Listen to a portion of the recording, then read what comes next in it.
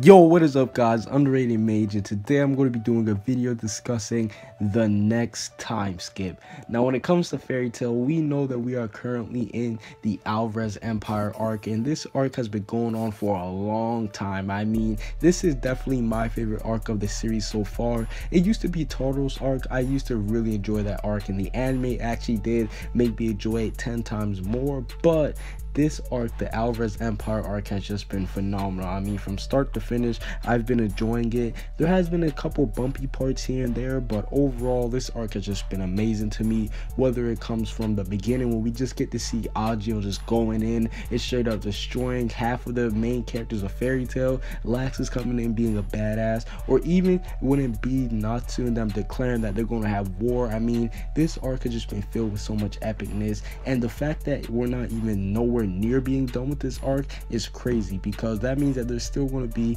a lot more stuff to go down. And to be honest, this arc, it could have potential to be one of the greatest arcs, period. I mean, if the ending is done right, you know, the whole Zeref Logia, this could break maybe my top 3, top 5 greatest arcs of all time, like of any anime and manga series, period. But today we're not going to be discussing the Erza Empire arc. We're going to be discussing what comes after it. Now, we already know that the Erza Empire arc, we can assume that the ending of this arc, it could either like get rid of both Zeref and Logia, which I do think it will do, because Zeref and Logia, if I can see Zeref either going 2 ways, and this is why Zeref is a tricky character. I can see Zeref either end up like dying and just like hit them finding some way how to break the whole curse between if Zeref dies, Natsu dies. I can see them like actually defeating Zeref and killing him off, or B, I could actually see Zeref turning into a good guy. That's kind of strange to say, because Zeref, yeah, he's been a savage, he's been a villain throughout this whole series, but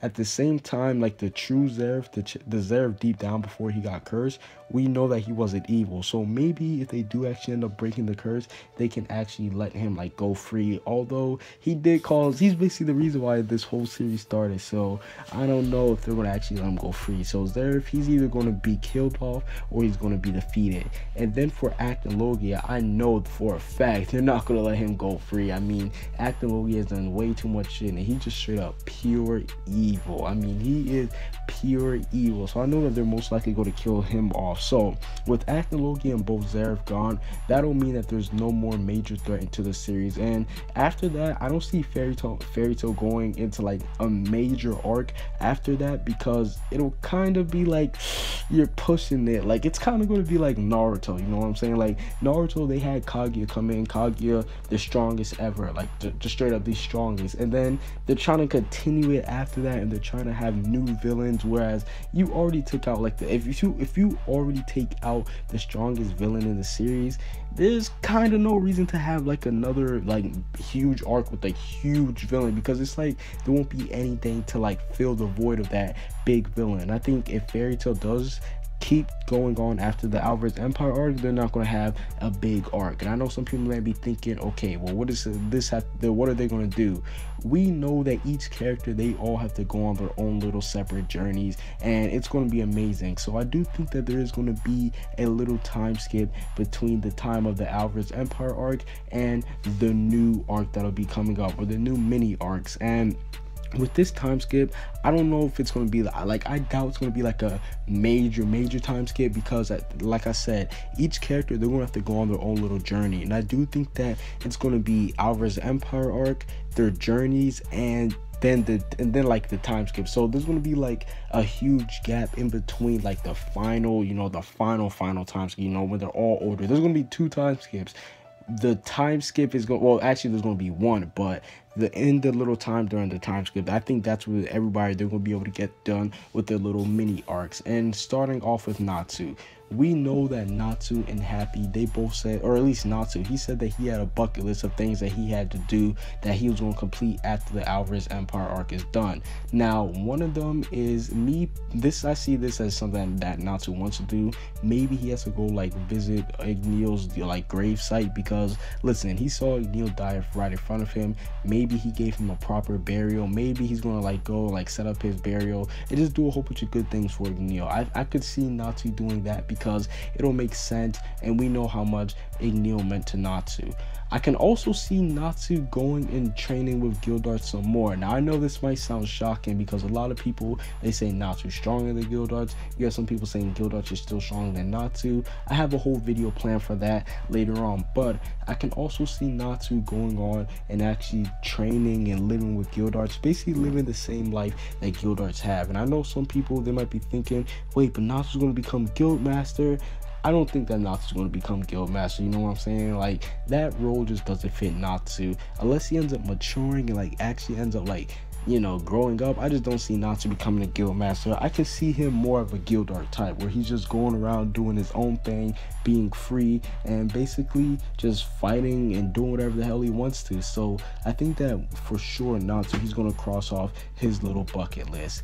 And then we're going to move on to Lucy, and we know that Lucy's main thing is finding Aquarius. Now we know that Aquarius's key broke, and that basically made Lucy sad. Like, she was straight up depressed, she was sad and everything. Aquarius, the whole moment with her crying, but we do know that Aquarius, she did come back. So therefore Lucy, she has a chance to find Aquarius. She told her, yo, my key is going to be remade, it's going to be brought back into this world, you're just going to have to find it. And I think that was a perfect setup for Lucy to go on her own little adventure, to go out and find Aquarius's key and actually reunite with her. And I think this was set up perfectly to give Lucy her own little shine, because usually whenever Lucy's like doing her own thing, like, she's usually with Natsu, so she doesn't really have like her own little, like, you know, major battle. Like, she has her major moments like here and there, but I do think that if we do focus a mini arc around like Lucy just going out on her own, keyword on her own, and trying to find Aquarius, I think it will be dope, because it'll just show, it'll just like showcase all the things that Lucy's going to be doing. You know, I think that'll be dope if she does go out and find Aquarius. The next one is Gray and Juvia settling down, and this one is self-explanatory. It's going to be Gray and Juvia finally settling down. Now we know prior to this war, Gray, he basically said, yo, Juvia, I love you, I want you to know that I love you. Or no, my bad, prior to the war he said that he's going to tell her the answer to his question, and I guess I basically just spoiled it. But we know that during the moment when Juvia died, and yeah, I'm giving off air quotes because she didn't actually end up dying, a lot of people, they got mad at that, they're saying this is BS and everything. But me personally, yeah, it would have been more impactful if Juvia did stay dead. I'm not gonna lie, it would have made this arc like a million times better. But as a Juvia fan and a Gruvia fan, I wanted Juvia to come back to life, because Gray, he's lost so much. He lost basically his teacher, he lost his father, he lost his hometown where he was being trained, everything. And if he would have lost a person who he loved, that would have just been too much for Gray. Like, I'm actually happy for him that he didn't lose pretty much the last person that he actually like cared for, like in a loving manner. Like, I know he cares about Erza and them, but those are like friends. But he loved Juvia, and if she would have died, that Gray would have been devastated. So I do think that Gray and Juvia, they're gonna have their own little, I think that this will actually be like one of the shortest arcs, because it's basically gonna be Gray and Juvia like settling down together, you know, living together again. We know that they live together over the time skip, so yeah, Gray and Juvia settling down, I think that'll be a fun but very short arc.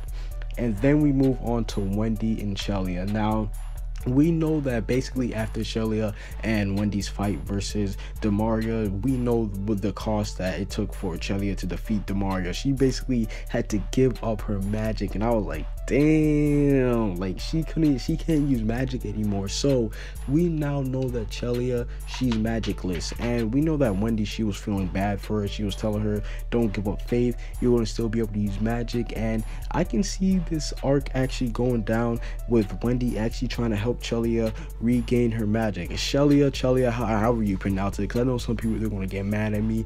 No, that's not how you say her name. But I can actually see Wendy helping out Shelia to gain her magic back and to actually make her, I guess you could say, become stronger. Now how they go about doing that, I don't necessarily know. Maybe Wendy, she might, I'm not saying that she's gonna 100% like get her to get her magic back, but I can see them going on their own little journey, and like Wendy trying to repay the favor after the whole fight with Demaria.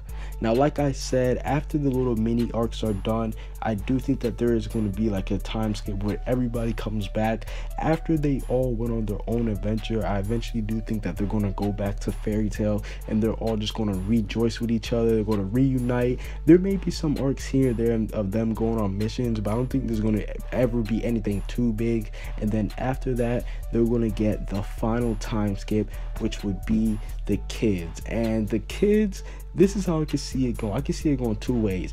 Either A, they end the series off with basically like them having kids and everything, like Lucy, Natsu, Gray, Juvia, you know, Erza, Jalal, all of them. They just have like a happy ending with kids. Or two, I could see them going the other route, going the Boruto route, and actually fleshing out the kids and giving them their own little series. Now, this is going to be very controversial for a lot of people, because some people would just want Fairy Tail to end because they wouldn't want to ruin it. But on the other hand, I can see a lot of people saying that they will want this to continue because they want to see the new generation of kids, and this is kind of debatable for me personally. I'm kind of on the middle. Like, on one hand, I would want Fairy Tail to end just because at that point I don't want it to get like tarnished, but I still want to see the kids do their thing. So here's how I think it should go down. I think that it would be dope if we had like a couple side stories here and there, like the kids doing their, like, of them going on guild missions and stuff. But I don't think it should ever get to a point where it's going to be something like a huge major arc with like a big bad villain or anything, because at that point, Natsu and them, they're all going to still be around. So I'm pretty sure nobody's really going to be touching them at that point. But overall, the next time skip I do think will be the last time skip, and I think it's going to be dope once we actually see them finish what they want to do. Comment what you guys see down below, subscribe if you haven't. Peace out.